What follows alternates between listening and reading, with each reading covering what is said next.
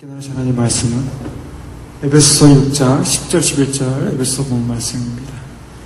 우리 기독교의 삶이 아주 용이한 삶이다, 아주 쉬운 삶이다, 또 편안한 삶이다 라고 한다고 하는 것은 그것은 잘못된 거짓된 그런 가르침입니다. 거짓된 복음입니다. 왜냐하면 신약 성경은 싸움을 처음부터 말하고 있습니다. 전쟁을 말하고 있습니다.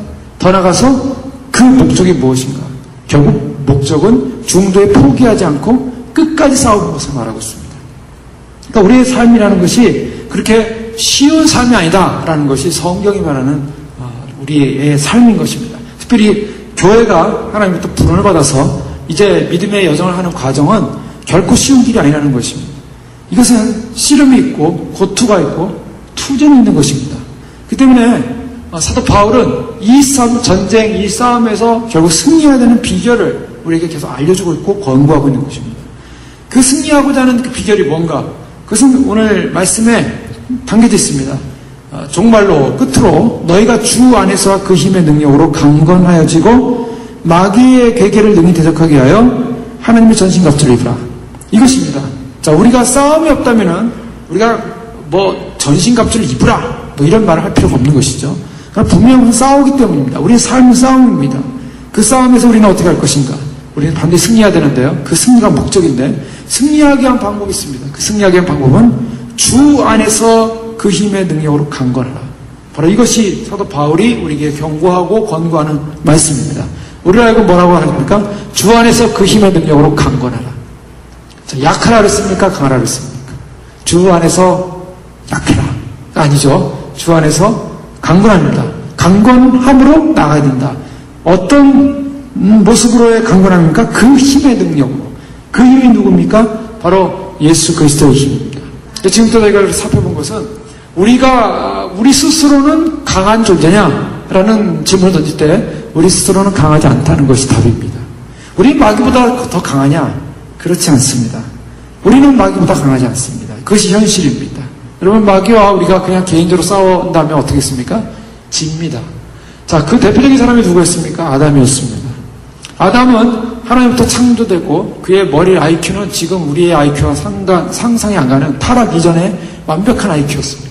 그래서 모든 만물의 이름을 지으면서 또 모든 만물을 지칭하면서 통치할 수 있는 그런 대단한 인간으로서 퍼펙트한 인간이었습니다. 하나님이 아담을 창조하시고 보시기에 좋았더라. 아담을 보면서 좋았다고 말씀했습니다. 하나님의 창조는 틀림이 없었습니다. 그런데 문제는 뭐냐면 그 하나님의 창조의 질서 안에 마귀가 껴들어서 하나님 앞에서 질서를 유지해야 될 피조세계가 하나님의 질서를 거절했습니다. 바로 그것이 타락입니다. 하나님의 질서를 거절하는 것이 타락인데 아담에게 하나님의 질서를 거절하게끔 했던 마귀의 꼬임은 무엇이었습니까? 강해져야 한다는 것입니다. 대단해져야 한다는 것이었습니다. 자, 저 선악과를 먹으면 하나님처럼 너도 될 것이다. 하나님처럼 될 것이다. 무엇입니까? 하나님처럼 강해질 것이라는 것입니다. 하나님처럼 큰 존재가 될 것이라는 것입니다. 하나님처럼 대단한 신적 영역 속에 살아갈 것이라는 그런 개념을 심어놓은 것입니다.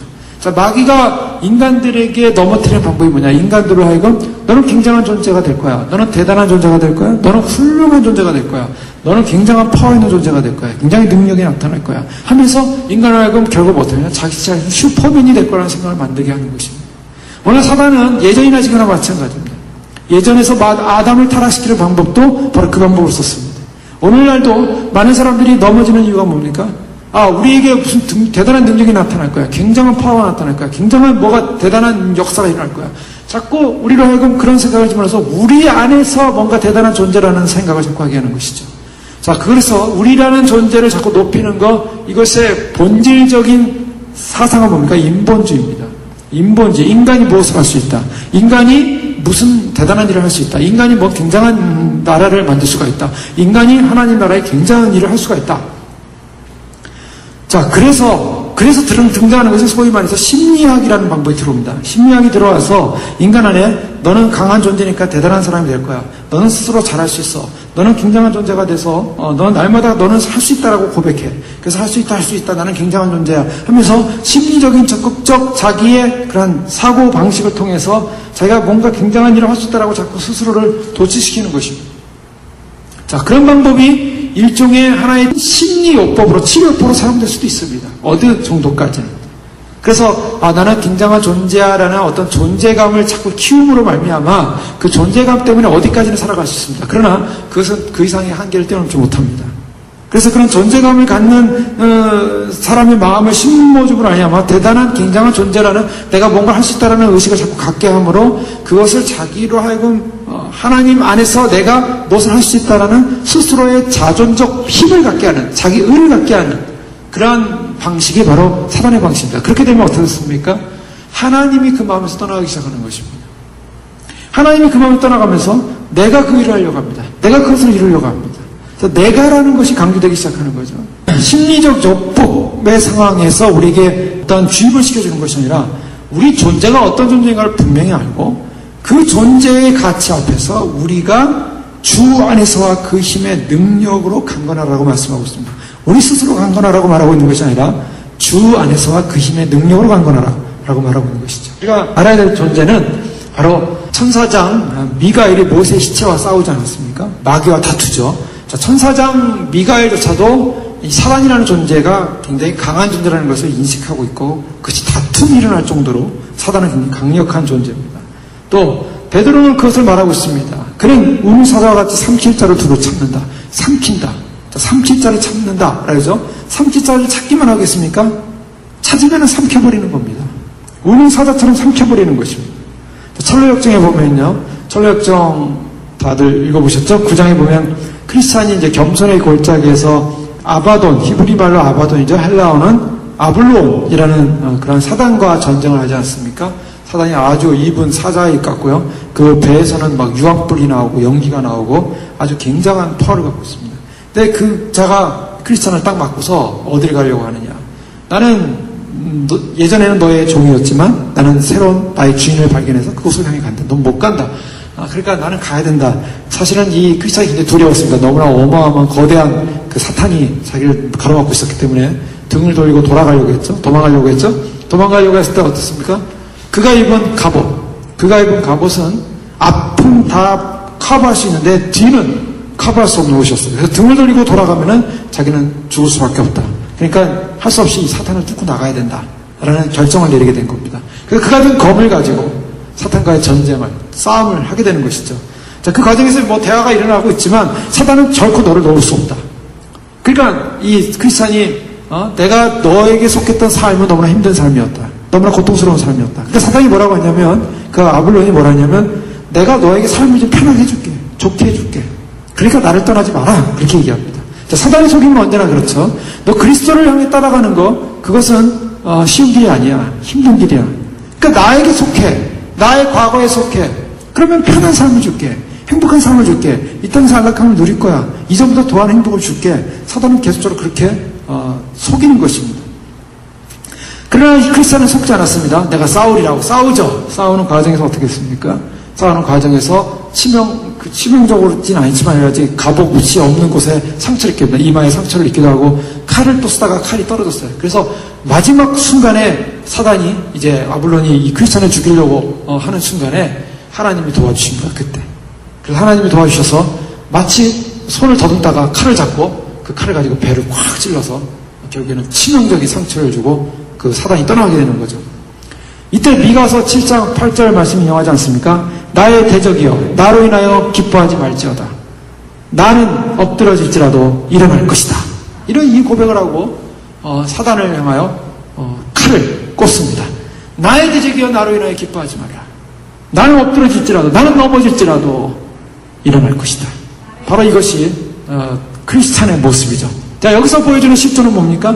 크리스찬이 사탄이라는 존재 앞에 설 때 굉장히 약하다는 것입니다. 객관적인 전력을 보면 너무나 약합니다. 다윗과 골리앗처럼 약한 존재입니다. 굉장히 거대한 사탄 앞에 인간은 아무것도 아닙니다. 사단의 그러한 속임, 사단의 그러한 미혹, 사람들이 웬만하면 다 넘어갈 수밖에 없는 미혹들입니다. 아담도 넘어갔습니다. 그러나 우리는 그 사탄의 실존을 알고 우리는 공격하고 이겨야 한다는 것이에요. 바로 사도 바울은 우리를 향해서 무엇을 말씀하냐면 우리는 반드시 영적 전쟁에 승리한다는 것입니다. 영적 전쟁에서 실패하면 안 되고 싸워서 져서는 안 된다는 것입니다. 이것이 바울이 에베소서에 주신 말씀입니다.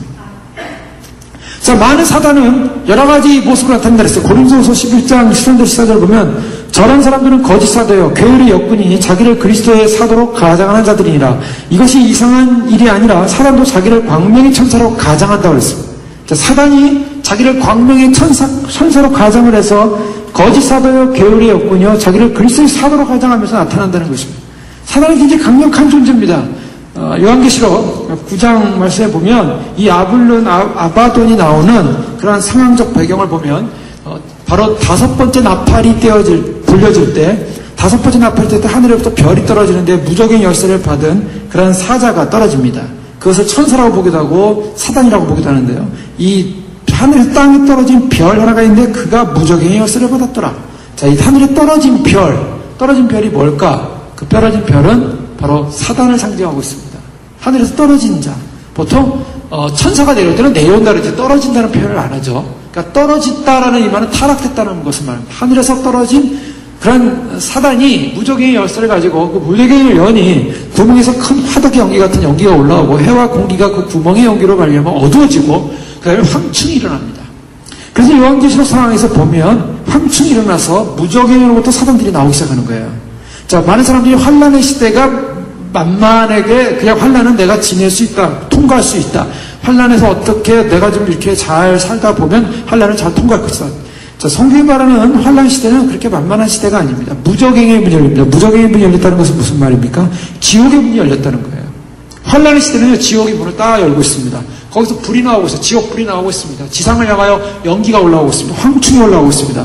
이 황충은 어느 정도냐면 사람을 괴롭히는데, 죽이기까지 괴롭히는데 너무나 괴로워서 사람이 죽고자 하는 죽을 수 없는 괴롭힘을 주면서 굉장히 그 황충이 이 지구에 있는 사람들을 괴롭히는 사건이 일어납니다. 이 황충들의 모양은 전쟁을 위하여 준비된 말 같고 그 머리에 금 같은 관에 비슷한 걸 썼는데 사람의 얼굴이라. 황충이 누굽니까? 이 황충이 뭐냐면 사실은 지옥의 사자들이에요. 마귀들이에요. 이 마귀, 짐승의 형상을 가지고 나타나가지고 그 여자의 머리털 같은 머리털 있고 그 이빨은 사자의 이빨 같고 철호신경 같은 호신경 있고 날개들의 소리는 병거와 많은 말들이 전쟁터로 달려가는 소리 같습니다. 날개도 있습니다. 또한 그 이빨은 사자 이빨 같습니다. 또 굉장한 그 아주 무시무시하고 흉측한 그런 황충의 모습이죠. 게다가 꼬리, 정갈 같은 꼬리가 있어 그것을 꼬리를 통해서 사람들을 5살 동안 해야 하는 권세를 받습니다. 5살 동안 이 지구상에 있는 모든 사람들을 해야 하는데요. 그때 사자를 보면 그들에게 이르실 때 땅에 풀이나 푸른 것이나 각종 수목은 해야 하지 말고 오직 이마에 하나님의 인침을 받지 아니한 사람들만 해야 하라. 이렇게 하면서 이 땅에 있는 남은 사람들의 심판을 하나님께서 하기 위한 도구로서 황충을 사용합니다. 자, 이 황충이 어떤 존재인가? 이 사단은 굉장히 강력한 존재로 성경을 묘사하고 있습니다. 그러니까 만만한 존재가 아니에요. 이 사탄이라는 존재가 우리의 현실 가운데 찾아올 때는 우리가 사실 정신 못 차릴 정도로 힘들고 어려운 전투를 치러야 합니다. 자, 성경에서 뭐라고 하니까 악한 날이 온다는 것입니다. 악한 날. 적그리스도가 강해지는 날. 그 사람들 하여금 믿음을 떨어뜨리는 날. 믿음을 잃어버리게 만드는 날이 온다는 것입니다. 악한 세대, 악한 날이 올 때 사람들은 믿음을 떨어지게 되는 거죠. 자, 그러면 그런 의미에서 사도 바울은 우리에게 그런 적그리스도의 영을 가진 마지막 사단이 일어나서 교회를 향하여 공격해오는 그런 영적 상황 속에서 어떻게 되는가? 우리는 져야만 하는가? 패배해야 되는가? 절대 져서는 안 되고 패배할 수 없다는 것이 결론이고 져서 패배할 수 없기 때문에 우리는 어떻게 해야 되는가? 반드시 강해져야 한다는 것입니다. 자, 그것이 성경이 말하는 것입니다. 반드시 강해져야 되는데요. 그 사람들이 악의 유혹을 이기는 사람들을 보고 통속적인 세상의 유혹 가운데 빠지지 않고 또 견고하게 서는 사람들을 보면 어떻습니까? 참 믿음으로 이겨내는 사람들을 보면은 힘을 얻습니다. 디모데후서 2장 25절 이하의 말씀 보면 하나님이 저에게 회개함을 주사 진리를 알게 하실까 하며 저희로 깨어 마귀의 올무에서 벗어나 하나님께 사로잡힌 바 되어 그 뜻을 쫓게 하실까 함이라. 즉 사람들이 믿음으로서 견고하게 살아가는 모습을 보면은 저희가 그 모습을 보고 회개함을 이루고 마귀의 올무에서 벗어나지 않을까라고 사람들이 평가할 수밖에 없다는 것입니다. 자, 우리가 강해져야 될 이유가 있다면 우리의 강함은 우리 자신에서 끝나는 것이 아니라 강해져서 우리가 사단과의 전쟁을 해야 되고 전투를 해야 되고 그 사단과의 전투에서 우리가 지지 않고 믿음으로 싸워 이기게 된다면 사람들은 그 모습을 보고 회개하는 역사가 일어날 것이라는 것입니다. 사람들은 그 모습을 보고 깨어 마귀의 올무에서 벗어나는 역사가 있다는 것입니다. 자, 그런 의미에서 우리는 우리의 싸움은 우리 개인적인 승리의 싸움만이 아니라 우리는 공동체적인 승리를 향하여 또 그 하나님께서 구원시키고자 하는 구원 백성들을 향한 일단 우리에게 주어진 사명이 있다는 것입니다. 교회가 패배하고 교회가 무너지면 아무도 그리스도께로 오지 않는다는 것입니다. 여러분, 기독교 역사를 보십시오. 기독교 역사 가운데 많은 크리스천들이 순교를 당했습니다. 예수님을 믿는다는 그 이름으로 하나로 순교를 당했습니다. 존 메가드 목사님이 아는 분은 제가 책을 통해서 본 것은 그분이 아는 것은 그 성경책을 갖고 있는데 피가 묻어있는 성경책이었습니다. 오래된 성경책. 그 왜 그랬는가? 그 집안에 순교를 당하면서 성경책을 갖고 있다라는 그 이유 하나로 순교를 당했습니다. 그래서 순교를 당할 때 그 사람의 피가 그 성경책에 묻은 것입니다. 그래서 그 자손이 그것을 보관하고 있었던 거죠. 자, 그 성경책에는 피가 묻었습니다. 자기 조상의 순교의 피가 묻어 있었어요. 자, 많은 사람들이요, 예수님을 믿는다는 그 일 하나로 핍박을 당하고 예수님을 믿는 그 복음의 진리 하나 때문에 죽음을 당해야 되는 사건이 일어났었습니다. 그것이 기독교 역사 초대교회부터 지금까지 이루어진 놀라운 복음의 사건이었습니다. 그런데 사람들이 그런 환경 속에서 믿음을 배신했는가, 포기했는가? 아, 나는 예수라는 이름 때문에 나는 죽는 거 나 원치 않습니다. 난 포기하겠습니다. 예수님 안 믿겠습니다. 그렇게 하고서 과연 패배했더라면 사람들이 저 사람들을 보면서 과연 하나님은 살아계신 분이고 기독교는 정말 예수 그리스도는 정말 우리를 구원하시는 그런 구원주라는 사실을 믿었겠냐는 것이죠. 많은 사람들이요, 믿음을 끝까지 지켰습니다. 믿음을 끝까지 지키고 그 믿음을 보수하니까 믿음을 지키고 보수한 결과가 뭐냐? 믿지 못한 사람들이 회개하는 역사가 일어나더라는 것입니다. 믿지 못하는 사람들이 그 사건을 보고 하나님께 돌아오는 역사가 일어났다는 것입니다. 자, 우리 교회가 해야 될 임무 가운데 한 가지 중요한 것은 우리는 마지막까지 사단과의 전쟁에서 우리는 패배할 수 없는 존재요. 우리는 반드시 영적으로 승리하고 믿음으로 달려갈 때 그것이 바로 살아계신 하나님의 증거요. 또 하나님과 함께하는 그 믿음을 가진 자의 승리의 선포인 줄 믿습니다. 다음 두 번째로 보면요, 우리가 연약하다고 약하다는 것을 인정한다는 것은 무엇을 말하고 있습니까? 우리가 약하다는 것을 인정한다는 것은 우리 자존심이 좀 상하는 문제입니다. 또 우리는 언제나 강하고 싶습니다. 언제나 이기고 싶습니다. 언제나 우리는 파워풀하고 싶습니다. 그러나 우리가 그렇지 못한 모습을 볼 때 우리는 우리 자신이 약하다는 것을 인정할 때 거기에 무슨 사건이 일어납니까? 거기에 자기 반성이 일어나는 거예요. 자기 비하를 통해서 자기 겸손이 일어나는 것입니다. 그러므로 말미암아 어떻게 됩니까? 그러므로 말미암아 우리는 우리 스스로가 이길 수 없기에 우리가 주님을 의지할 수밖에 없는 것이죠. 하나님을 의지할 수밖에 없는 것입니다. 자, 우리가 육신적인 우리의 힘으로는 절대 이길 수 없다는 사실을 우리는 발견했습니다. 그렇다면 우리는 어떻게 됩니까? 강해지기 위해서는 바로 그분을 의지한다는 것이죠. 자, 그분은 어떤 분이십니까? 예수님은 어떤 분이십니까? 예수님의 모습은 복음서로 돌아가면 예수님의 모습이 잘 증거되고 있죠. 예수님은 배고픔과 갈증을 느끼셨습니다. 육체적인 연약함도 느끼셨습니다. 피곤함도 느끼셨습니다. 그는 머리도 꽃도 없었습니다. 그러나 예수님의 모습을 보십시오. 사람들이 그를 좌절시키려고 얼마나 많은 공격을 했습니까? 그러나 주님께서는 인간이 경험할 수 있는 가장 비참한 순간까지도 경험했습니다. 수치도 경험했습니다. 부끄러움도 경험했습니다. 그리고 십자가에서 돌아가시기까지 했습니다. 그런데 주님은 어떠셨습니까? 주님은 한 번도 실패한 적이 없습니다. 주님은 항상 이기셨음을 우리가 볼 수가 있습니다. 주님은 흔들리지 않았음을 볼 수가 있습니다. 광야에서 40일 갖다 금식하고 나서도 사단이 찾아왔을 때 예수님께서는 거기서 흔들리지 않으셨습니다. 그가 배고파서 떡을 먹고 싶었던 그런 굶주림을 느낄 수 있었음에도 불구하고 사람이 떡으로만 사는 것이 아니라 하나님의 말씀으로 사는 것이다. 말씀 한마디로 이기셨습니다. 죽을 수도 있는 것이죠. 40일 금식하고 세상을 떠나는 분도 있다고 하지 않습니까? 정말 생명을 걸고 목숨을 걸고 금식을 한 일이겠죠, 인간으로서. 그러나 주님께서는 그러한 가운데서도 결코 사단의 유혹에 넘어가지 않았다는 것입니다. 그는 고백했습니다. 하나님의 승리를 선포했습니다. 예수님의 모습은 말씀 하나로 사단을, 귀신을 내쫓기도 하고요. 또 예수님에게 시험하러 온 그 사탄은 마귀의 사탄의 종자가 온 것이 아니라 사탄 그자가 온 것입니다. 왜요? 심각한 문제거든요. 하나님의 아들이 왔거든요. 하나님의 아들을 넘어뜨리기 위해서 마귀 그 존재가 왔는데 그 존재에게서는 굉장히 심각한 문제였죠. 그러나 거기서 예수님은 지지 않았습니다. 사단은 완전히 패배했습니다. 예수님 앞에서의 사단은 어땠습니까? 예수님 앞에서의 사단은 한 번도 승리한 적이 없습니다. 예수님은 사단 앞에서 한 번도 지어본 적이 없습니다. 패배한 적이 없습니다. 야고보서는 분명히 말합니다. 마귀를 대적하라. 그러면 너희를 피하리라. 대적하라. 피하리라. 자, 우리가 해야 될 일이 무엇입니까? 사단에 대해서 우리가 두려워하고 우리가 약할 수밖에 없지만, 그러나 우리가 그리스도 안에서, 주 안에서 그 힘의 능력으로 강건해질 때 우리는 마귀에 대해서 선포할 수 있는 것입니다. 대적할 수 있는 것입니다. 고린도서 2장 9절 말씀에 보면, 이것은 우리도 듣던 날부터 너희를 위하여 기도하기를 그치지 아니하고 구하노니 너희를 하여금 모든 신령한 지혜와 총명의 하나님의 뜻을 아는 것으로 채우게 하시고. 자, 우리가 무엇으로 채워집니까? 신령한 지혜로 채워지기를 기도한다고 말하고 있습니다. 총명으로 채워지기를 기도한다고 말하고 있습니다. 하나님의 뜻으로 채워지기를 기도한다고 말하고 있습니다. 십자가 사건을 보십시오. 십자가는 패배처럼 보였습니다. 모든 사람들이 볼 때 십자가는 그리스도의 패배였습니다. 자, 슈바이처 박사가 바로 역사적 예수 연구라는 그의 글에서 예수님을 그렇게 표현했다고 분명히 말씀드렸죠. 자, 예수님은 어떻게 표현하냐면 예수님은 실패한 자다. 왜 실패한 자인가? 그 스스로가 메시아로 알았고 하나님의 아들이라고 알아서 그는 그의 살아있는 동안에 자기가 하나님의 아들이라고 외쳤고, 그리고 메시아가 이 땅을 구원하는 사건은 그 하나님의 아들이라고 외쳤던 그가 십자가에 못 박혀 돌아갈 때, 죽을 때 하나님께서 그를 살리셔서 하나님의 메시아 왕국을 이룰 것이라고 예수님은 기대했다는 것입니다. 그래서 스스로 십자가에 못 박혀 죽기로 결정하고 십자가에 못 박았다는 거예요. 그런데 아무리 기다려도 하나님께서 자기를 구원할 길이 안 열리더라는 거예요. 자기는 죽어가고 있더라는 것입니다. 그러면서 마지막에 그가 판단한 것은, 내가 실패했구나. 하나님 어찌 나를 버리시나이까?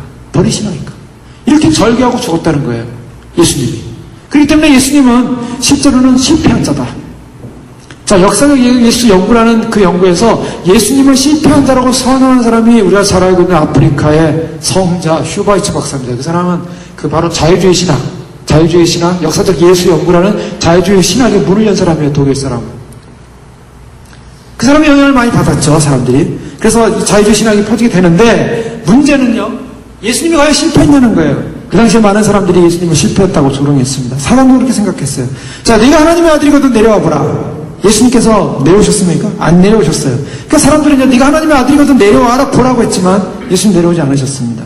그런데 어떤 역사가 일어났습니까? 십자가가 패배였습니까?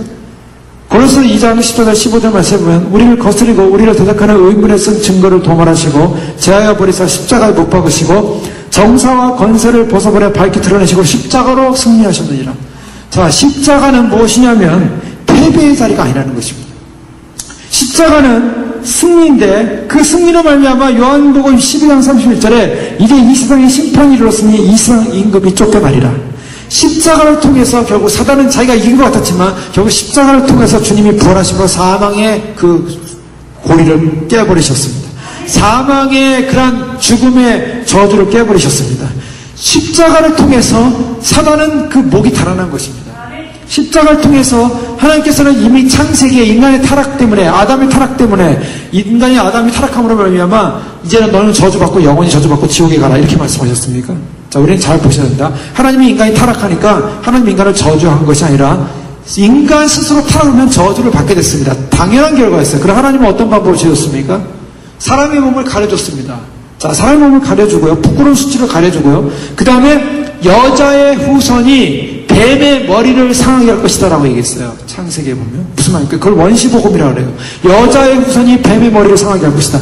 이미 아담 타락 이후로 하나님께서 무엇을 말하고 있냐면 그의 아들 여자의 후손으로는 메시아가 사단을 정복할 것이라고 말씀하고 있다는 거예요. 그것이 바로 창세기부터 이미 구원 계획을 하나님께서 인간 타락 이후로 하고 있었습니다. 하나님은 그런 분이십니다. 하나님은 바로 하나님의 백성들, 하나님의 사람들을 그냥 버리시는 것이 아니라 구원하기 위한 계획을 가졌고 사단을 물리치기 위한 계획을 가졌고 그 계획이 바로 예수님의 십자가를 통해서 완성이 된 것이죠. 그래서 예수님은 사단에게 실패한 것이 아니라 사단에게 진 것이 아니라 예수님은 사단에게 이기시고 승리하셨습니다. 십자가로 승리하셨다고 그랬습니다. 그의 부활입니다. 그의 부활이 그 완전한 지배, 완전한 승리를 이루신 것입니다. 자, 주님은 거기서 끝나는 것이 아니라 부활로 끝난 것이 아니었습니다. 주님은 다시 오십니다. 주님은 다시 승리의 주님으로 오십니다. 주님은 어떻게 오십니까? 요한계시록 19장에 보면 다시 오시는데요. 다시 오시는 주님은 바로 영광의 심판주로 오십니다. 자, 영광의 심판주로 오시는 주님은 내가 하늘에 열린 것을 보니 보라 백마와 그것을 탐정하시니 그러면 충신과 진실이라 그가 공의로 심판하며 싸우리라. 자, 우리 주님은 어떻게 오십니까? 이제는 심판은 주님으로 오십니다. 자, 요한계시록을 가만히 보시죠. 요한계시록에 나오는 하나님의 역사를 다 뭐라고 말합니까? 환란 시대에 우리 성도들이 겪는 그런 연단의 과정이다라고 요한계시록 말하고 있지 않아요. 요한계시록에 나오는 모든 상황은 심판입니다. 자, 여기서 18장 8절에 보면 그러므로 하루 동안에 그 재앙들이 이르르니 곧 사망과 애통함과 흉년이라 그가 또한 불에 사라지리니 그를 심판하시는 주 하나님은 강하신 자이십니다. 심판하시는 주 하나님, 누구로 심판하십니까? 바벨론을 심판한다는 거예요. 바벨론을 심판하시는 주 하나님은 강하시다. 예수님께서는 부활로 승리하실 뿐만 아니라 이제는 하늘에 계시면서 이제는 모든 사건을 준비하시고 이제는 심판의 주로 오신다는 것입니다. 심판의 주로 와서 이 땅의 바벨 문화를 다 제거하시고 그 주님께서 이 땅에 있는 모든 악의 요소들, 원수, 사단, 마귀 요소들마다 전부 다 잡아서 전부 감옥에 집어넣는, 불못에 집어넣는, 무조기에 집어넣는 이러한 사건을 이루시는 심판을 행하시러 오시는 분이라는 것입니다. 공의로 심판하며 싸우리라. 자, 심판의 짐으로 백마를 타고 오십니다. 예리한 이한 검이 나오는 말씀을 가지고 세상을 이길 것입니다. 그런 짐승과 땅의 인구들과 그 군대들이 모여 그의 말탄자와 그의 군대와 더불어 전쟁을 일으키다가 짐승이 잡히고 그 앞에서 표적을 일으키다 거짓 선자와 함께 잡혔으니 이는 짐승의 표를 받고 그의 우상에게 경배하는 자를 표적으로 미혹하던 자라. 이 둘이 다 산채로 유황 불붙는 못에 던져지고 라고 말하고 있습니다. 또한 요한계시록 20장 4절에 보면 내가 보좌들을 보니 거기에 앉은 자들이 있어 심판하는 권세를 받았더라. 자, 무슨 사건이 일어납니까? 이제는 승리의 주님으로 우리 주님은 심판의 주로 다시 오시는 것입니다. 심판의 주로 오시는 주님. 우리 주님은 실패하지 않으셨습니다. 우리 주님은 실패하지 않을 뿐만 아니라 승리하셨고 승리의 주님으로 다시 오시는 것입니다. 이 때문에 교회가 이제 해야 될 일이 있다면 그런 승리의 주님으로 다시 오시는 주님 안에서 강해야 한다는 것입니다. 우리는 약한 존재들이 아니라는 것입니다. 우리는 무너질 존재들이 아니라는 것입니다. 우리 연약한 존재들이 아니라는 것입니다. 히브리서 2장 10절에 만물이 인하고 만물이 말미암은 자에게는 많은 이들을 이끌어 영광에 들어가게 하시는 일에 저희 구원의 주를 고난으로 말미암아 온전케 하심이 합당하다. 구원의 주님의 고난을 통해서 다시 그 고난을 통해서 우리의 죄값을 치르시고 그래서 그 죄값을 치르신 그분이 많은 이들을 이끌어 영광에 들어가게 하시는 일을 하신다는 것입니다. 주님이 우리를 부르신 이유는 무엇입니까? 우리를 비참하게 살다가 비참하게 이 땅 가운데서 끝내고 영원히 비참한 인생이 되는 것이 아니라 우리는 영광 가운데 부르셔서 그 영광으로 우리를 들어가게 하시는 분이시라는 것입니다. 교회는 그런 곳입니다. 교회는 결코 실패하지 않는 곳입니다. 하나님의 교회는 실패하지 않을 뿐만 아니라 우리 자신도 실패하지 않습니다. 그리스도 안에 있을 때 우리는 결코 실패하는 것이 없습니다. 주님이 우리를 위하여 십자가에 못 박혀 돌아가시고 우리를 구원하신 그 구원의 영광, 그 영광이 주님께서 이제는 심판의 주님으로 다시 오실 때 우리를 그 영광의 나라로 우리를 이끄실 것입니다. 그걸 약속하고 있습니다. 믿음의 주여 또 온전케 하시는 예수를 바라보자. 저는 그 앞에 있는 즐거움을 위하여 십자가를 참으사 부끄러움을 개의치 아니하시더니 하나님 보좌 우편에 앉으셨느니라. 주님께서 하나님 보좌 우편에 앉으셨다고 말씀하고 있습니다. 십자가를 참으신 결과는 무엇이냐면 하나님 보좌 우편이었습니다. 여러분, 우리가 이 땅을 살면서 힘든 전쟁을 치릅니다. 그래서 마치 예수님이 걸어가셨던 십자가의 길 같은 길일 것입니다. 그래서 사단과의 마지막 전쟁 같은 길일 것입니다. 사단은 마치 자기가 승리한 것처럼 웃을 수 있는 전쟁일지도 모르겠습니다. 우리는 참으로 사단과의 전쟁에서 마지막 우리는 패배를 하는 것이 아니냐라는 그런 절망감 속에 빠지는 인간적인 상황과 환경이 될 수도 있는 모습일지도 모르겠습니다. 그러나 그리스도의 믿음과 그리스도의 십자가의 은혜와 또한 우리가 주님의 영광스러운 심판의 주님 오실 주님을 의지하고 믿고 나가는 이 모든 교회에 가는 길은 결코 패배가 없습니다. 그것이 바로 주님이 주시는 승리이기 때문입니다. 역대하 20장 15절에 보면 여호사밧 왕을 향해서 모압과 암몬과 마온이라는 이방 족속들이 쳐들어오고 있었습니다. 자, 많은 족속들이 쳐들어올 때 여호사밧이 하나님 앞에서 두려워 떨고 있었습니다. 이때 야엘시엘이 역대하 20장 15절에 보면 가로되 온 유다와 예루살렘 거민과 여호사밧 왕이여 들을지어다. 여호와께서 너에게 말씀하시기를 이 큰 무리를 두려워하거나 놀라지 말라. 이 전쟁이 너에게 속한 것이 아니요 하나님께 속한 것이니라. 여러분, 우리의 전쟁, 하나님의 백성의 전쟁은 우리에게 속한 것이 아니라 하나님께 속한 것인 줄 믿으시기 바랍니다. 우리는 하나님께 속해 있습니다. 하나님의 전쟁인 것입니다. 우리가 하는 이 신앙의 싸움은 우리의 싸움인 것 같지만 사실은 이것은 궁극적으로는 하나님의 싸움인 것입니다. 하나님께서 하나님의 교회와 하나님의 믿는 백성들을 앞세우셔서 이 전쟁 가운데 하나님께서 승리케 하기 위해서 우리를 이끄신다는 사실입니다. 그런데 주변은 어떻습니까? 상황은 어떻습니까? 적들입니다. 수많은 적들이 우리 주변에 있습니다. 악한 원수가 여러 가지로 우리를 우겨싸고 악한 원수들이 우리를 공격하는 것 같고 우리는 거기에서 보면 아무것도 아닌 것 같고 그 숫자나 그 세력에 비하면 아무것도 아닌 것 같지만 그러나 주님께서 말씀하시는 것은 무엇입니까? 이 큰 무리를 인하여 두려워하지 말고 놀라지 말라. 이 전쟁이 너에게 속한 것이 아니요 하나님께 속한 것이니라. 주님께서 우리를 세우셔서 우리를 이곳에 있게 하시고 우리가 주님의 오심을 믿고 준비하며 가는 이 전쟁의 싸움은 우리에게 속한 것이 아니라 하나님께 속한 전쟁임을 믿으시기 바랍니다.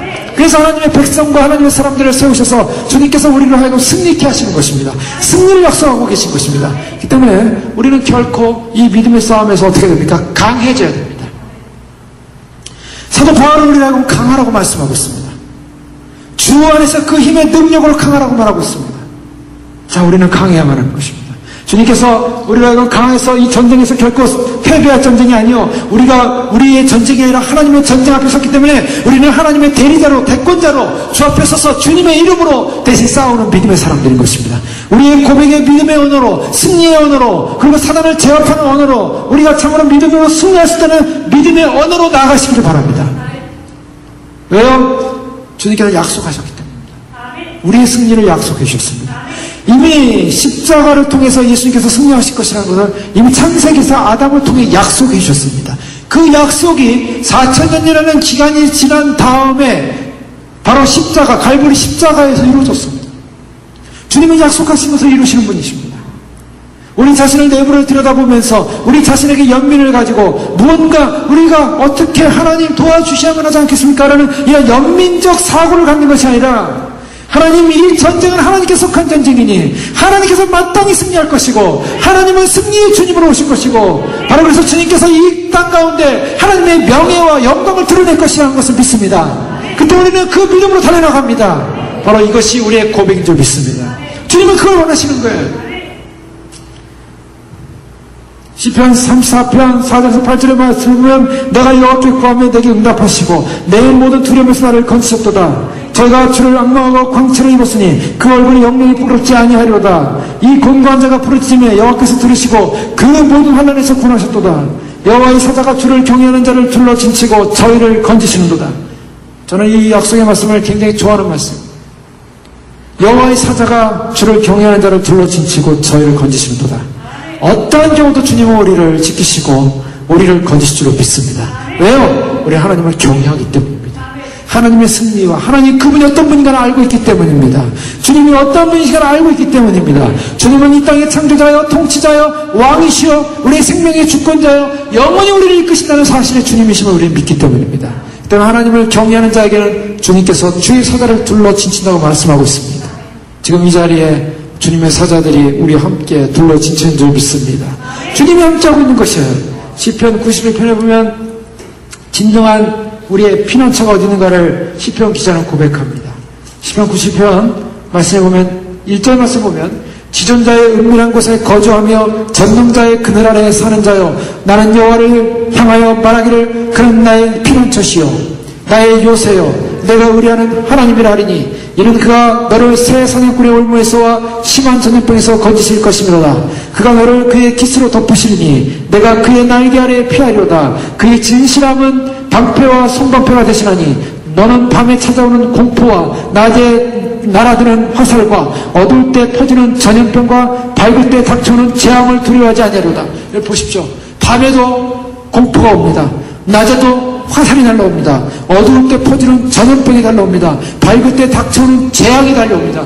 지금 밝을 때나 어두울 때나 낮이나 밤이나 수없이 공격해오는 이 시편 기자를 향한 영적인 공격들, 이 공격들 앞에 시편 기자는 나는 죽었습니다, 나는 끝났습니다, 나는 사망했습니다가 선포하는 것이 아니라 그가 너를 그의 깃으로 덮으리니 내가 그의 날개 아래 피하리로다. 그가 너를 그의 깃으로 덮으리니 주님이 우리의 요새여 피난처여 내가 의뢰하는 하나님을 안다라고 고백하면서 전능자의 그늘 아래 내가 거하겠습니다 고백할 수밖에 없는 것입니다. 그것이 승리입니다. 1000명이 내 왼쪽에 10,000명이 내 오른편에서 엎드러지나 이 재앙이 내게 가까이 하지 못하리라. 오직 너는 똑똑히 보리니 악인들의 보험을 내가 버리로다. 자, 우리의 승리 약속은 있습니까? 믿음의 약속을 의지하고 믿음으로 주님을 바라보고 주님이 나의 피난처시라고 나의 지존자가 나의 거처라고 믿음으로 고백하며 나가는 그 사람들에게 그가 너를 위하여 그의 천사들을 명령하사 내 모든 길에서 너를 지키게 하십니다. 누구를 보내십니까? 천사를 보내겠다고 약속하고 있습니다. 너를 지키겠다고 약속하고 있습니다. 그들의 손으로 너를 붙들어 발이 돌에 부딪히지 않게 하리로다. 자, 이것은 예수님께서 시험당할 때 사단이 이용했던 말씀이죠. 사단과 하여금 높은 성벽에 올라가서 뛰어내리라. 너의 발이 돌에 부딪히지 않을 것이다 그랬어요. 자, 그랬더니 주 너의 하나님을 싫지 말라라고 내버렸죠.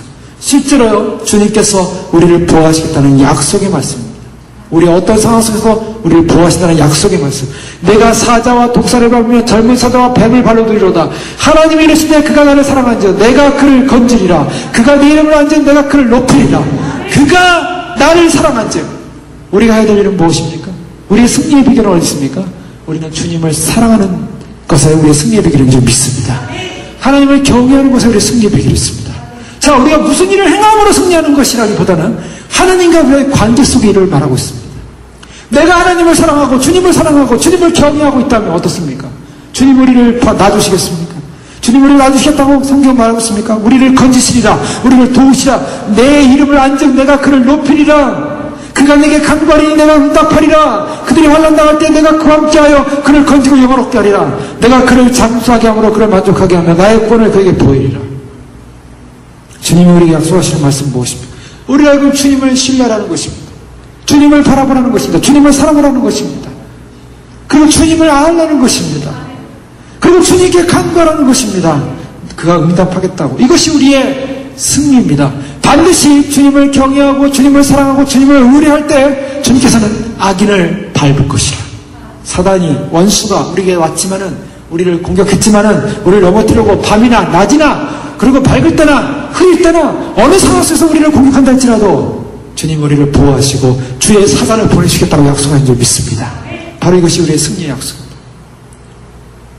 요한복음 10장 29절에 예수님께서 저희를 주신 내 아버지는 만유보다 크심에 아무도 아버지 손에서 빼앗을 수 없느니라. 주님을 사랑하는 주의 제자들을 향하여 주님께서 만유보다 크신 하나님, 하나님의 아버지의 손에서, 예수님이 뭐라고 말했습니까? 아버지의 손에서 그를 빼앗을 자가 없다. 아버지의 손, 하나님의 오른손, 그의 오른손이 하나님의 자녀들, 하나님의 백성들 붙들고 있기 때문에 그것을 빼앗을 자가 없다는 것입니다. 이것이 우리 약속입니다. 하나님의 사랑이 우리를 어떤 것도 끊을 수 없다. 내가 확신하노니 사망, 생명, 천사들이나 권세들이나 현대이나 장래일이나 높음이나 기쁨이나 다양하고 피조물이라도 우리 주 예수 안에 있는 하나님의 사랑에서 끊을 수 없느니라. 하나님이 그 손으로 우리를 사랑으로 붙들고 계십니다. 그 때문에 사망이 온다는 것은 무엇입니까? 때로는 순교를 했던 순교 백성들입니다. 순교에 오는 성인들이었습니다. 그들이 죽음이 온다 할지라도 그들은 그리스도와 하나님의 관계를 포기할 수 없었습니다. 하나님에 대한 사랑을 포기할 수 없었습니다. 그들의 마음의 중심이 될 목숨을 바쳤습니다. 자, 요한계시록에 나오는 순교자들의 피의 신원을 보십시오. 우리의 피값을 주님께서 언제 갚으시려나니까? 좀만 더 기다려라. 좀만 더 기다려라. 반드시 피의 값을 보응하신다. 자, 그 순교하신 분들이 어디가 있습니까, 지금? 지금 다 주님 곁에가 있는 거예요. 그들이 고백했고, 그들이 신뢰했고, 그들이 믿었고, 영원한 나의 생명이라고 고백했던 바로 하나님 곁에서 영원히 지금 함께 통치의 보좌 앞에서 순교자의 영광. 순교자의 영광은 굉장한 것입니다. 그리스도 앞에 자기 목숨을 들여서 친구를 위하여 목숨을 버리는 자는 이보다 더 큰 사랑이 없나니. 주님에 대한 사랑의 고백이 바로 그거였어요. 자, 순교의 시대에 순교하셨습니다. 그러나 지금은 무슨 시대입니까? 지금은 주님이 우리에게 휴고의 시대를 앞에 놓고 있어요. 휴고의 시대는 무엇입니까? 이미 말씀드린 것처럼 휴고는 쉬운 것이 아닙니다. 휴고라는 것이 우리가 사람들이 그래요. 사람들이 뭐 예수 믿으면 다 휴고될 것이다. 누가 다 휴고된다고 말하고 있습니까? 휴고되는 게 쉽지 않습니다. 많은 사람들이 휴고가 쉽지 않다는 것을 알고 있어요. 느끼고 있어요. 그래서 휴고를 포기하는 거예요. 일찌감치 포기해버립니다. 여러분, 휴고라는 것은 산순교입니다. 산순교자가 휴고자예요. 죽지 않으면 못 올라가는 길이에요. 어떻게 살아서 올라갑니까? 죽어야 돼요. 죽으면 살리라. 죽어야 살아서 올라가는 거예요. 우리가 죽지 않고 몸이 변형되어 올라간다는 그 이유가 뭡니까? 내가 죽는다는 거예요. 여기서 살아서 죽어야 되는 거예요. 살아서 죽어야 돼요. 살아서 죽으려니 얼마나 힘듭니까? 아예 죽었다면 죽은 거죠. 죽는 순간이라면 죽는 거죠. 그러나 살아서 죽으려니 내 자아가 살아있으니 내 육신의 그 욕망이 살아있으니 내가 살아있으니 이걸 죽이는 게 얼마나 없습니까? 자기를 죽이는 게 어려운 거예요. 그러니까 자기를 철저하게 죽이는 사람만이 휴고되는 거예요. 그러니까 휴고에 탈락한 사람은 어떤 사람입니까? 자기를 안 죽이는 사람은 탈락이에요. 전부. 죄송하지만. 주변에 수많은 사람이 주의 오심을 준비하면서도 왜 탈락해가고 있습니까? 왜 타락하고 있습니까? 왜 변질하고 있습니까? 왜 변화됩니까? 안 죽었기 때문이에요. 주님 우리에게 말씀하시는 겁니까? 철저하게 우리를 죽이는 것. 바로 우리가 주를 위하여 그런 산순기도 믿음을 가질 때, 그런 산순기도 믿음으로 결정할 때, 주님께서 우리를, 주님 오시는 날 살아있는 채로 우리를 배회시킬 것입니다. 자, 그런 시대가 앞으로 지금 열리는 거예요. 이제 오는 거예요. 그러니 얼마나 기쁘고 신나는 일입니까? 주를 위해 산다는 것이 얼마나 복된 일입니까? 얼마나 주를 위해 우리의 삶의 순간순간, 한 시간, 분초를 아끼면서 내가 주님을 위해, 주님과 함께 주님의 영광을 위하여 우리에게 남은 시간이 얼마나 될지 모르지만 그 시간 동안에 우리에게 주어진 마지막 시간입니다. 여러분, 우리의 생애 가운데 지금만이 기회라는 거. 예? 주님 오시면, 문 닫히면 그때는 모든 기회가 다 사라진다는 거. 우리가 주님 앞에 갈 때까지, 주님 오실 때까지, 지금 우리가 주님 앞에 최선을 다하는 이 분초의 시간들, 주님과 고백하는 시간들, 주님을 만나는 시간들, 주님을 사랑하는 시간들, 주님을 알아가는 시간들, 이것이 주님 나라 갔을 때 다 영원으로 연결된다는 거예요. 그 사람의 모든 지위, 상급, 그 다음에 그 사람이 주어진 모든 기업, 지금 결정된다는 거예요. 그래, 얼마나 복해. 이것은 굉장히 다이나믹하고 굉장히 그런 긴장된 전투입니다. 긴장된 그런 경주예요. 우리 이거 놓치면 안 돼요. 이거 빼앗길 수 없어요.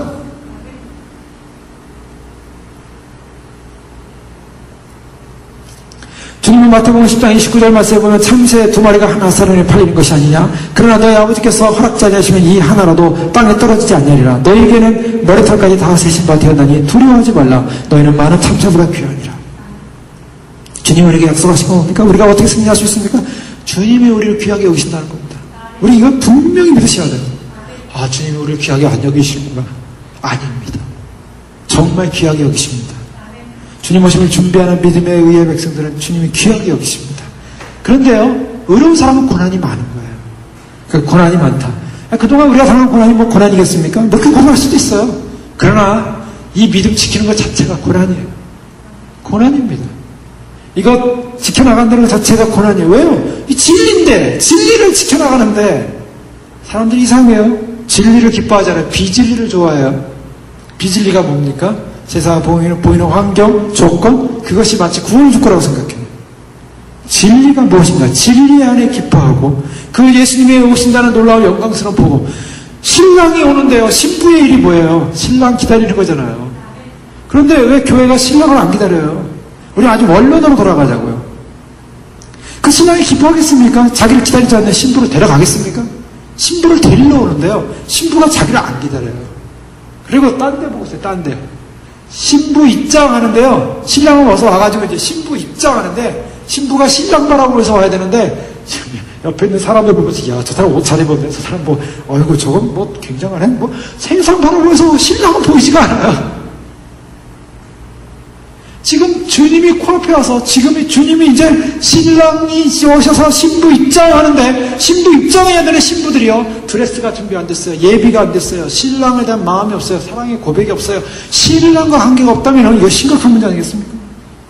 그런데요. 그 신랑을 기다리는 거예요. 사모예요. 비록 세상에서는 남들이 인정하지 못하고 세상에서는 참 많은 걸 갖지 못하고 세상에서는 좀 억울한 일 같고 세상에서는 정말 남들보다 너무나 작고 형편없어 보이고 정말 이건 세상 사람과 비교해서도 이거는 세상에서는 정말 복이 아니라고 생각할 수도 있는 그런 환경과 처지에 있을지라도 나는 신랑을 기다립니다. 신랑이 누구를 누구를 기뻐하겠습니까? 그를 높이리라. 자, 아까 말씀 보세요. 시편 91편에 주님을 사랑하는 사람을 어떻게 하겠다고요? 높여주겠다 그랬어요. 높여주겠다. 높인다는 거예요. 높인다. 물론 주님 나라에서 높이는 것도 있습니다. 주님 나라는 3층 천 있다 그러죠. 1층 천, 2층 천, 3층 천. 사도 바울은 그렇게 고백하고 있어요. 3층 천을 갔다 왔다. 유대 사고가는요. 바로 이 지구의 공간까지가 이 1층, 우주 공간이 2층, 하나님 천국을 3층으로 봤어요. 그러니까 사도 바울이 말하는 것은 천국 갔다 왔다는 얘기예요. 그런데 실제로 천국에 간 많은 분들의 증언에 의하면 실제로 거기에는 등급이 있다는 거예요. 그래서 3층 천이 있듯이 하늘 위에 또 하늘 위에 또 하늘이 있어요. 그러니까 하늘은 천국은요. 이 주님 만드신 세상은 우리가 보이는 하늘만이 아니라 그 위에 또 하늘이 있고 그 안에 또 하늘이 있다는 거예요. 그럼 뭘 말하냐면 하늘 위에 땅이 있고 그 또 하늘이 있다는 거예요. 하늘 위에 또 거주하는 곳이 있어요. 주님이 높이시니라. 자, 아래층 사는 사람이 높은 층 못 올라갑니다. 왜요? 그 영광 올라갈 수가 없어요. 왜? 자격이 안 돼요. 자격 미달. 여러분 지금은 다 가족들이 함께 살죠? 천국 가면요 가족들이 다 흩어집니다. 자기의 믿음대로 하나는 1층차, 한 분은 3층차, 한 분은 2층차 다 떨어져 있어요. 그래서 천국 가면 진짜 가족이 누군지 아십니까? 그동안 주님과 함께 동일한 믿음을 고백했던 사람이 다 형제요 자매 다 같은 가족이 돼요. 실제로 육체적으로 살았던 육체의 가족들은 다 헤어지게 돼 있어요. 믿음 따라 다 헤어집니다. 그 때문에 우리가 이 땅을 살면서 분명히 시켜요. 예수님의 말씀을 잘 보셔야 돼요. 예수님의 말씀은 누가 내 형제요 자매요 내 어머니냐라고 했어요. 예수님 분명히 그걸 언급하는 거예요. 주님 나라에서는요 주님과의 관계성 속에서 이루어집니다. 모든 것이. 그러니까 주님과의 관계성 속에서 내가 어디 있느냐, 가족 전체가 주님과 똑같은 관계성 같은 곳에 살 겁니다. 그러나 그렇지 못한 사람은 다 각자가 흩어질 수밖에 없어요. 자, 주님이 우리를 누구를 귀하게 여기십니까? 주님을 사모하고 사랑하고 기다리고 사모하는 그 믿음의 정절.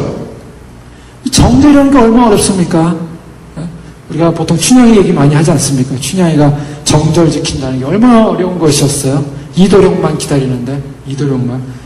그러니까 주님이 오시는 주님 나라, 주님의 영광, 주님의 뜻, 세상 사람이 다 뭐라고, 세상에서 다 세상과 다 풀어가라고, 내 힘들게 가지 말라고 하고, 편한 길 가라고 하고, 좀 좋은 데 가라고 하고, 다 그것을 버리는 거예요. 버리고 우리 환경 보지 않겠습니다. 우리 상황 보지 않겠습니다. 우리 주님의 말씀과 주의 약속만을 의지하고 하겠습니다. 자, 빌립보서 1장 6절에 너희 속에 착한 일을 시작하시니까 그리스도 예수의 날까지 이루실 줄 우리가 확신하노라. 사도 바울은요 지금 빌립보서를 쓰면서 감옥에 있었습니다. 감옥에 있었는데 그가 네로 황제가 갑자기 기분이 나빠지면 사도 바울을 죽이라고 할 수 있어요. 참수할 수 있습니다. 언제든지 참수할 수 있는 거예요. 그런데요 지금 사도 바울이 내가 늙고 병들어 옥에 갇혔으니 죽음을 직면하고 있으니 나는 어떻게 하면 좋냐, 나는 어떻게 하면 좋냐 걱정하고 있었습니까?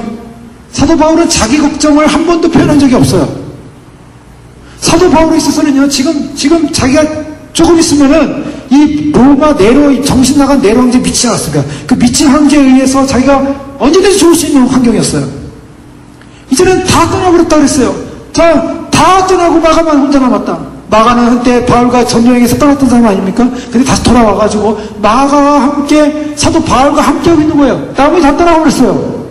그리고 자기는 아무것도 남는 것이 없었어요. 자기 남는 것은 이제 죽음밖에 없어요. 눈앞에 보는 환경이라고는 정말 감옥에 칙칙한 냄새나는 그런 정치범 수용소에 들어가 있는 사람처럼 홀로 남아서 인생의 마지막을 지금 종결해야 되는 상황이 왔습니다. 그런데 그는 내 상황이 너무 병들고 옥에 갇혔고 춥고 배고프고 너무 힘들다. 그러니 나를 위해서 기도해다오. 물론 이제 자기를 위한 기도를 요청하긴 하지만 그걸 염려하는 것이 아니라 분명한 사도 바울의 고백 무엇입니까? 너희 속에 착한 일을 시작하시니가 그리스도의 내시의 날, 주님이 오시는 그날까지 이루실 것을, 하나님이 함께 하셔서 이루실 것을 내가 확신하노라. 그런 굉장한 믿음을 보고 고백을 하고 있습니다. 베드로는 어떻습니까? 너희가 말세에 나타내기로 예비하신 구원을 얻게 하여 믿음으로 알면 하나님의 능력으로 보호하심을 입었다. 자, 우리가 하나님께서 어떤 상황과 어떤 환경 처했든지 주님이 우리 함께하고 있다는 사실을 믿으시기 바랍니다. 주님이 우리를 보호하고 있다는 사실을 믿으시기 바랍니다. 주님이 함께하고 있는 거예요. 보호하고 있는 걸 인정해야 돼요. 믿어야 됩니다. 내가 원하는 대로 주님 보호해 주십시오가 아닙니다. 내 상황과 상관없이 하나님이 우리 함께하고 있는 거예요. 사람들은 해요. 내가 원하는 뜻이 다 이루어지면 주님은 좋은 분, 내가 원하는 대로 안 되면 주님이 나쁜 분. 이건 어린아이입니다. 완전 어린아이죠. 어떤 상황과 환경과 관계없이 주님은 나와 함께하고 있는 거예요.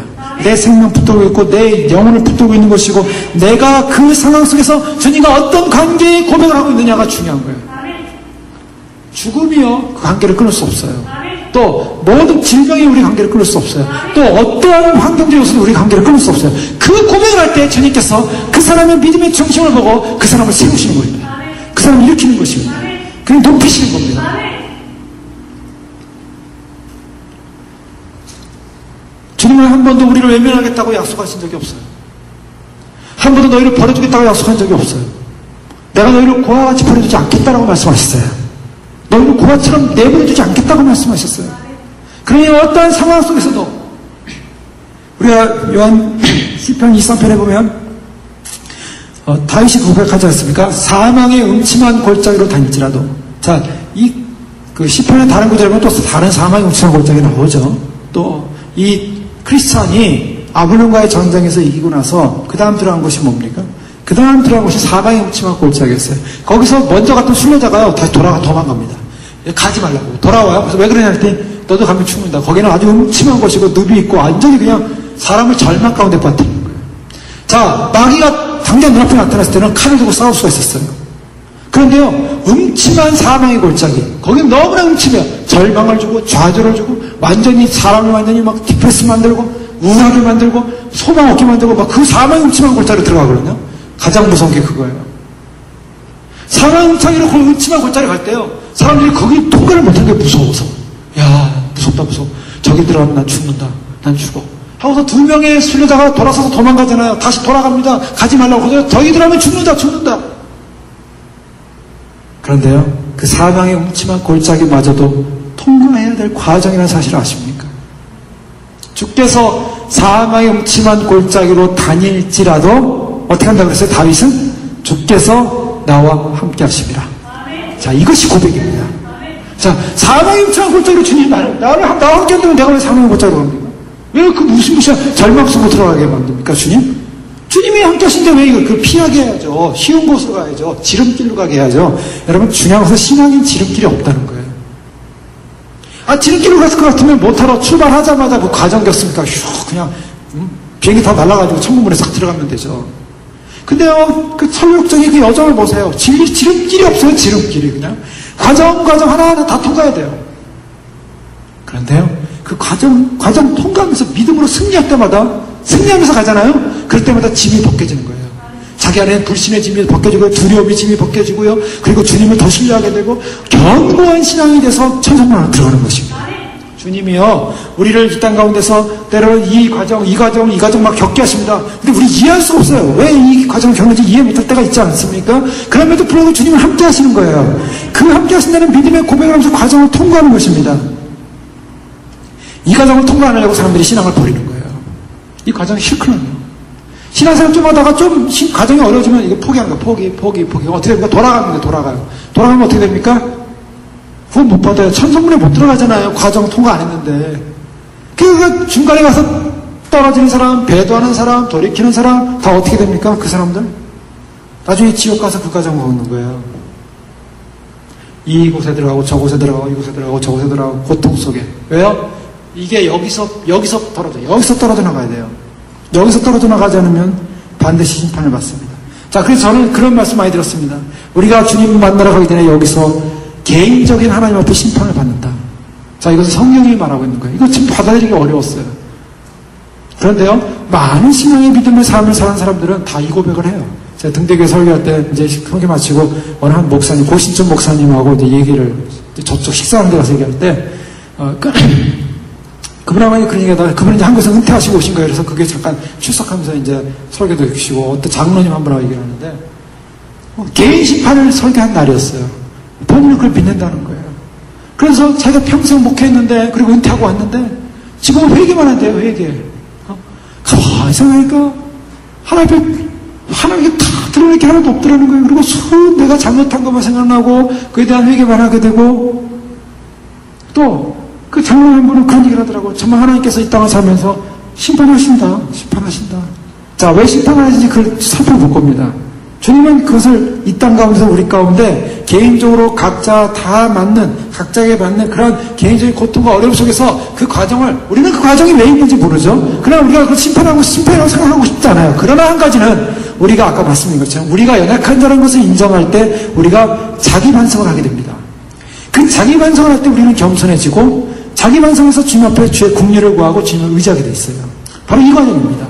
주님께서 우리가 이 땅을 살면서 크리스찬이 그 순례의 길을 가면서 수많은 어려움을 당하지 않습니까? 수많은 어려운 길을 당하면서 그래도 놓지 않는 게 있어요. 뭐냐면 하나님에 대한 신뢰를 놓지 않아요.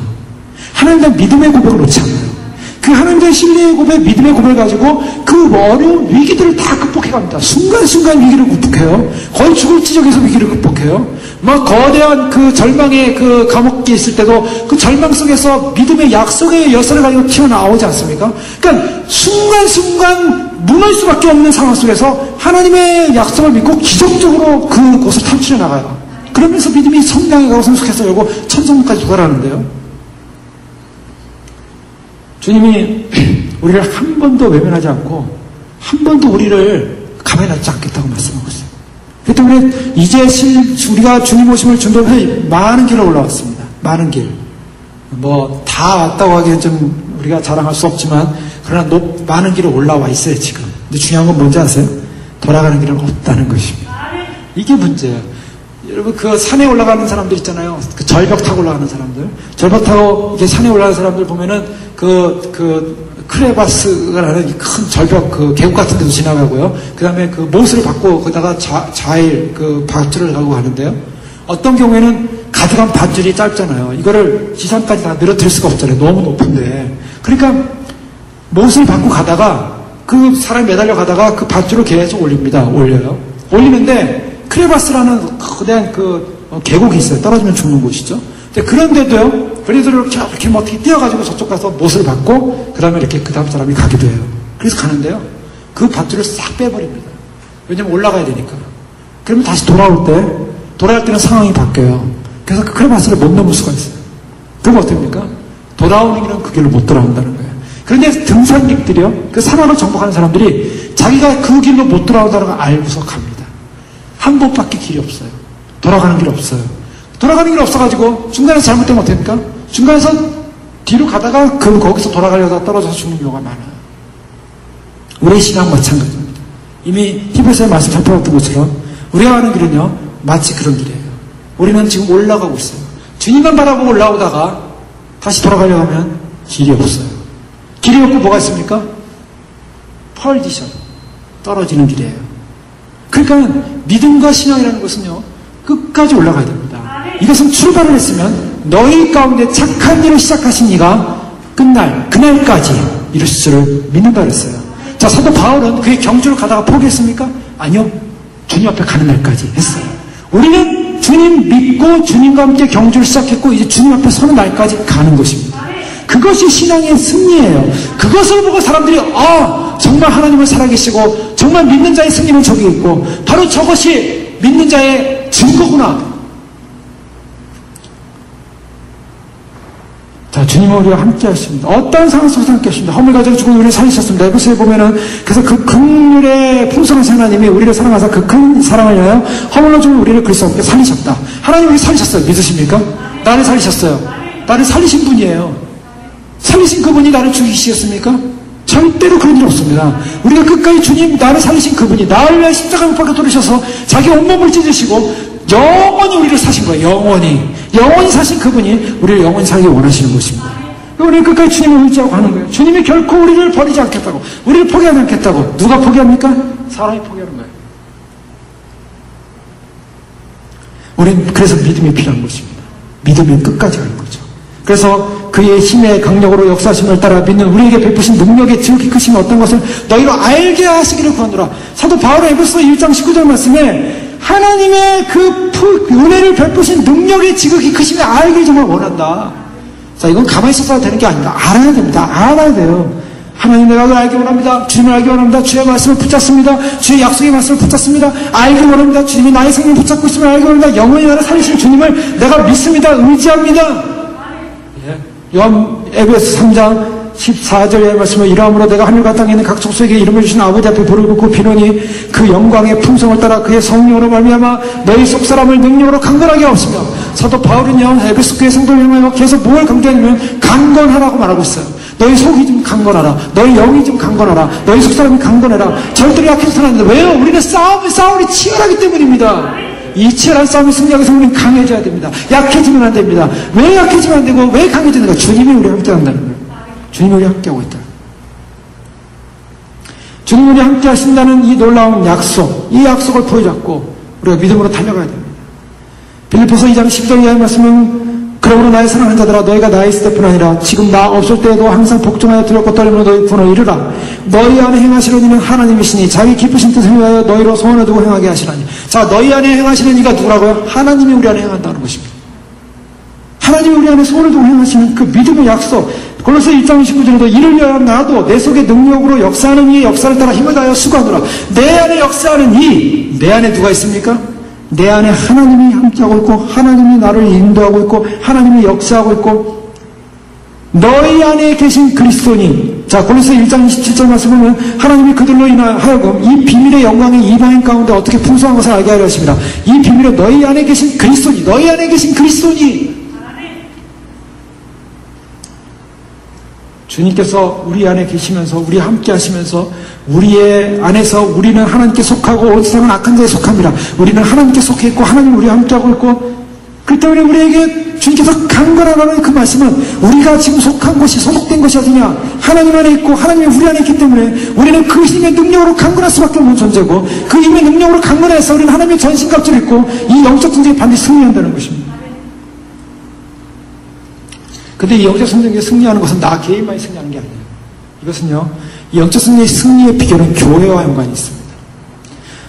그래서 이 교회관을 통해서, 오늘 에베소 말씀을 통해서 말씀하는 것은, 교회의 머리는 누구라 그랬습니까? 교회의 머리는 그리스도요. 우리가 각 지체로서 연결됐다 그랬죠? 그러니까 그리스도가 교회의 머리십니다. 자, 우리가 패배하면 그리스도도 패배하는 거예요. 그리스도 안에서 우리가 연결되어 있어요. 그러면 연결되어 있는 이것을 연결시키는 힘이 어디입니까? 우리가 어떤 힘으로 강건해지는가? 그것은 보혜사 성령님의 능력으로 강건해진다고 말하고 있습니다. 요한복음 14장 16절에 보면 내가 아버지께 구하겠으니 그가 또 다른 보혜사를 너에게 주사 영원토록 너희와 함께 있게 하시니, 보혜사를 보내사 바로 성령님께서 함께하게 하시겠다고 말씀하시면서 저는 진리의 영이라 세상은 능히 저를 받지 못하나니 이는 저를 보지도 못하고 알지도 못합니다. 그러나 너희는 저를 아나니 저는 너희와 함께 거하시며 또 너희 속에 계시겠습니다. 저희는 너희와 함께 거하고 너희 속에 계십니다. 누가요? 성령님이 우리 안에 계신다는 거예요.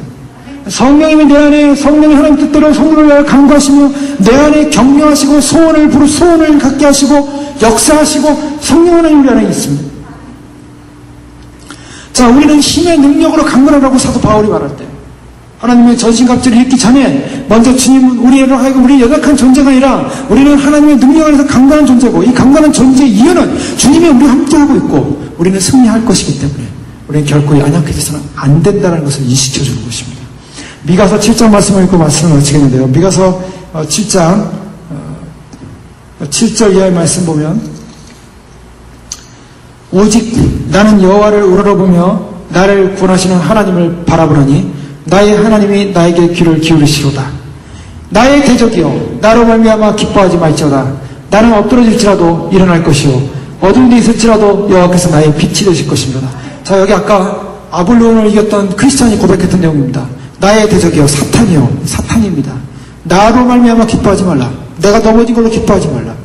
나는 엎드러 넘어질지라도 일어날 것이요 어두운 데에 앉을지라도 여호와께서 나의 빛이 되실 것이라. 어둠, 죽음, 사망, 그런 길을 걸어가는 것 같을지라도 나는 일어날 것이다. 사탄아, 나를 위하여 기뻐하지 마라. 내가 여호와께 범죄하였으니, 이 중요한 말씀입니다. 미가 선지자는 이 고백해요. 내가 여호와께 범죄하였으니, 하나님께 범죄하지 않았다는 자는 다 하나님을 거짓말하는 자라고 말하고 있습니다. 자, 우리는 범죄한 사람입니다. 어떠한 모습을 통해서 하나님에게 범죄한 모습이 있을 것입니다. 그럴 때 내가 여호와께 범죄하였으니 그의 진노를 당하려니와, 뭐라고 말하고 있습니까? 미가 선지자는요, 하나님 앞에서 사단이 그를 정죄할 때 넘어졌어요. 그러나 미가 선지자의 고백은 뭐냐면, 사단아, 나를 대적하는 자야, 나로 말미암아 기뻐하지 마라. 내가 죄 때문에 비록 넘어졌지만 너로 인해서 내가 망하지는 않을 것이다. 왜? 하나님이 나를 이겨줄 것이기 때문에. 하나님을 의지해서 이럽니다. 그 대신 그가 범죄한 그것은 그의 진노를 당하려니와 하나님의 심판을 당하려니나 마침내 주께서 나를 위하여 논쟁하시고, 나를 위해 논쟁하는 변론하신다는 것입니다. 변호하신다는 것입니다. 그리고 논쟁하시고 심판하시며 주께서 나를 인도하사 광명에 이르게 하시니. 자, 이게 무슨 말입니까? 자, 이 과정이 나와 있어요. 지금 사탄을 향해서 우리 죄 때문에, 사탄 때문에 우리는 죽지 않는다는 것입니다. 우리는 주님의 능력으로 이겨는 사탄을 이길 수 있습니다. 그러나 주님 앞에서는 우리는 어떻습니까? 주님 앞에서 우리는 범죄한 존재라는 거예요. 그래서 주님의 심판을 받는다는 거예요. 주님의 심판을 당하는데 주님께서 우리를 변론하신다고 말씀하십니다. 자, 이것이 바로 개인 심판입니다. 주님 앞에서 우리가 우리의 범죄 때문에 때로는 고통을 당합니다. 심판을 당합니다. 그러나 주님이 우리를 변론하셔서 나를 인도하서 광명에 이르게 할 것을 주님이 다시 회복하시는 거예요. 주님이 회복하시는 거예요. 내가 그의 공의를 보려다. 공의를 본다는 거예요. 하나님은요, 우리가 사랑하는 자녀니까 우리가 죄를 져서 이렇게 덮어주지 않겠다는 거예요. 우리가 죄를 진 것에 대해서는 심판하겠다는 겁니다. 그러나 그 심판이 지옥불에서 영원히 타는 심판이 아니라는 거예요. 주님께서 우리가 심판하지만 변호하시고 그리고 변론하셔서 그 죄를 용서하시고 광명으로 인도하신다는 것입니다. 그래야만이 하나님은 공의로운 분이셨군요. 여러분, 우리가 구원을 받을 때 우리가 거저 구원받고 거저 구원받으면 그 은혜의 값어치를 알겠습니까? 주님께서 우리를 구원하실 때 우리 가운데 우리의 연약, 우리가 주 앞에 잘못한 거, 이 땅을 살면서 실수한 거, 그에 대한 주님께서 우리에 대한 심판을 먼저 하시는 겁니다. 그래야지 주님이 오시는 날 영광 가운데 변형되어 올라갔을 때 주님 앞에 섰을 때 통과하는 거예요. 근데 여기서 그것을 결정하지 못하고 주님으로부터 이렇게 그 하나님의 공의적 속성을 발견하지 못하고 가면요, 그날 가서 쫓겨나는 거예요. 그날 가서 올라갔는데 쫓겨나는 거예요. 자, 예복을 입지 않았으니 내가 쫓으라. 예복 입지 않은 사람이 온 거예요. 너무 편하게 왔어요. 예복을 입기 위해서 얼마나 씻어야만 했습니까? 예복을 희게 빨기 위해서 자기의 죄를 얼마나 예수 그리스도의 보혈을 씻어야만 했습니까? 얼마나 회개했어야만 했습니까? 날마다 얼마나 자기를 정결하게 하면 했습니까? 주님이 완악한 우리의 고집을 꺾으시고 우리의 교만을 꺾으시고 우리의 이기적인 마음을 꺾으시고 우리가 이 땅 가운데 주인되고 있던 그 마음을 꺾기 위해서 주님께서 평생 우리에게 작업하셨는데, 그 작업돼서 주 앞에 아름답고 겸손하고 주님의 성품을 닮은 자로, 신령이 가난한 자로, 애통하는 자로, 정말 주님 나라에 합당한 자로 변형돼서 주 앞에 설 때, 주님, 내가 이 땅 가운데 왜 그런 고난이 있었고 내가 어려움이 있었는지 몰랐지만 지금 보니까 다 나를 이렇게 만들게 한 주님의 아름다운 작업이었군요. 가장 아름답고 가장 예쁘고 가장, 그래서 의인은 고난이 많다 그러잖아요. 왜요? 가장 아름답게 세우기 위해서. 그런데요, 의인이 한 사람은 고난이 없죠. 또 10편 73편에 보면 세상 사람들은 너무나 편하게 살죠. 우리는 고통 가운데 살죠. 그러나 성소에 들어갈 때야 깨달았다. 성소에서 확 미끄러져 내려가는 사람들을 보지 않습니까? 그들은 어떻습니까? 마지막 주님의 공의 앞에 다 심판받는 거예요. 부자가요, 살 때는 좋았죠. 그리고 장사 치를 때 좋았죠. 사람들 많이 왔겠죠. 그러나 지옥불에서 목이 말라요. 나사로는 고난이 많았죠. 거지였죠. 비난당했죠. 그러나 하나님을 경외했어요. 그러나 아브라함 품에 안기고 있었어요. 주님 오실 때 결정이 납니다. 나의 대적이 이것을 보고 부끄러워하리니, 자 보시죠. 나의 대적이 부끄러울 거라는 거예요. 자, 우리는 대적이 부끄럼 당하는 존재가 아니라 하나님과 함께 걸어가기 때문에, 하나님으로부터는 자녀이기 때문에 당연히 여러 가지 어려움도 있지만, 그러나 주님이 그 자녀를 사랑하시고 감싸시고 보호하시고 지키시고 한 번도 떠나지 아니하시고 그 자녀를 그의 날개 품 안에 안으신 줄 믿으시기 바랍니다. 주님 그렇게 안고 계세요. 그는 전에 내게 말하기를 내 하나님 여호와가 어디 있느냐 하던 자라, 그가 거리에 진흙같이 밟히리니 그것을 내가 버리로다. 주님은 보호하시는 하나님이십니다. 네 하나님이 어디 있냐? 그가 넘어졌을 때 그들이 조롱했어요. 그러나 나가 넘어진 것으로 너는 기뻐하지 마라. 나는 하나님의 힘을 입어서 이겨낼 것이다. 그러면서 하나님의 은혜 가운데, 하나님의 능력 가운데 그가 회복됐을 때 그를 조롱했던 사람들, 내 하나님 어디 있냐라고 조롱했던 사람들을 주님께서 진흙같이 밟아버릴 것이다. 주님은 보호하십니다. 그것이 바로 주님 오시는 날이에요. 우리는 이 땅 가운데 지금 참 어려운 시간들을 겪고 있습니다. 인내의 싸움입니다. 그러나 이것은 기쁜 일입니다. 왜요? 주와 함께하는 길이기 때문에. 주님과 함께하는, 주와 같이 길 가는 거 즐거운 일 아닌가. 주님과 함께 길을 가고 있지 않습니까? 내가 주님과 함께 길을 가고 있는 즐거운 길입니다. 찬송이 있는 길입니다. 감사가 있는 길. 찬송을 더 힘있게 하는 것입니다. 찬송을 더 주 앞에 나가는 것입니다. 주님의 은혜와 주님의 긍휼과 주의 사랑과 주의 약속을 믿습니다. 주님의 주의 약속을 신뢰한 사람 한 번도 외면한 적이 없습니다. 주와 같은 신이 어디 있으리까? 주께서는 죄악과 그 기업에 남은 자의 허물을 사유하시며 임의를 기뻐하심으로 진노를 오래 품지 아니하시나니, 다시 우리를 불쌍히 여기셔서 우리의 죄악을 발로 밟으시고 우리의 모든 죄를 깊은 바다에 던지시다. 주님께서요, 우리의 죄에 대한 심판하시지만 다 없으시겠대요. 다 바다에 던지시겠답니다. 주께서 옛적에 우리 조상들에게 맹세하신 대로 야곱에게 성실을 베푸시며 아브라함에게 인애를 더하시리다. 주님이 우리를 궁극적으로 구원하시는 분이십니다. 자, 이 전쟁은 우리에게 속한 것이 아니라 하나님께 속했습니다. 하나님의 영예가 달려있고 하나님의 명예가 달려있는 전쟁입니다. 주님께서 승리하신 주님이라는 것을 드러내야 할 전쟁인 것입니다. 우리가 전쟁에서, 내가 전쟁의 주인이 돼서 나가는 것이 아니라 하나님의 전쟁에 참여하고 있을 뿐입니다. 하나님의 전쟁에 참여하는 우리는 담대하게 강한 군사로서 담대하게 주님의 나라와 주님의 승리와 주님의 이름을 선포해야 될 줄 믿습니다. 그것이 우리가 전쟁에 참여하고 있는 주의 군사로서의 의무인 것입니다. 그 믿음을 다하는 사람이 주님을 맞이할 줄 믿습니다. 저와 여러분 그날 믿음의 승리로서 한 번도 우리 외면하지 않으시고 우리를 떠나지 않으시고 우리 함께 하시고 보호하시고 천사를 통해서 우리를 둘러 진치시며 우리가 주님을 의지하고 나아가고 주님을 신뢰하는 이것 그와 같이 바라주지 아니하시고 주님 우리 함께 하시는 약속의 약속을 믿고 주 안에서 그 힘의 능력으로 부활의 능력, 심판의 능력, 다시 오시는 능력의 주님 안에서 주님 오시는 날 우리가 다 죄 용서함 받고 주님을 맞이하시는 승리하는 저 여러분들 십 여러분들 축원합니다. 기도하겠습니다. 이 시간 기도할 때 그렇습니다. 주님 저희가 믿음의 용사로 서 있습니다. 우리는 강한 군사로 부름받았습니다. 패배는 없습니다. 주님은 패배하지 않으셨습니다. 또는 주님은 패배하지 않을 것입니다. 주님은 어떠한 일을 통해서도 우리를 통해서도 어떤 일에서도 패배하지 않을 것입니다. 주님 그 약속을 믿고 달려갑니다. 그 약속을 믿고 의지합니다.